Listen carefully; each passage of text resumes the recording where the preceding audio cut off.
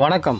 இந்த வருஷத்துக்கான மத்திய அரசின் தேசிய விருதுகளுடைய பட்டியல் அறிவிச்சிருக்காங்க. இதில் ராயனுக்கு கிடச்சிருக்கு. இதிலோட உங்களுக்கு கருத்து என்னன்னு சொல்லுங்கள். அதை தாண்டி கேப்டன் மில்லர் படத்துக்கும் கிடச்சிருக்கு. அதுக்கான கருத்தையும் சொல்லுங்கள். இதை தாண்டி வேறு என்ன நீங்கள் சொல்ல விரும்புகிறீங்க? பார்த்திங்கன்னா, முகுந்த் வரதராஜனாகவே வாழ்ந்து நடித்த சிவகார்த்திகேயனோட படத்துக்கு கொடுத்ததுக்கு ரொம்ப சந்தோஷம்தான், மகிழ்ச்சி. ஆனால் சாய் பல்லவிக்கு கண்டிப்பாக கொடுத்துருக்கணும். அது ஒரு சின்ன வருத்தம் தான். அதை தாண்டி பார்த்திங்கன்னா, மகாராஜா படத்துக்கு ஒரு நேஷ்னல் அவார்டு கிடச்சிருக்கு.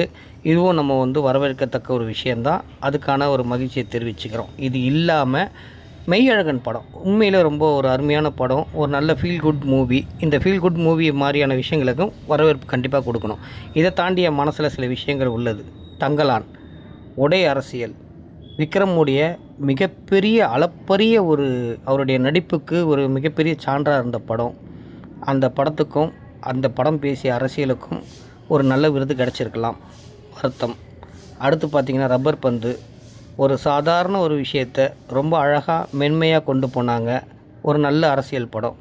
கொட்டுக்காளி எந்த விதமான சவுண்ட் எஃபெக்ட்டுமே இல்லாமல் ஒரு சாதி அடக்குமுறை, மூட நம்பிக்கையெல்லாம் தாண்டி ஒரு படம்.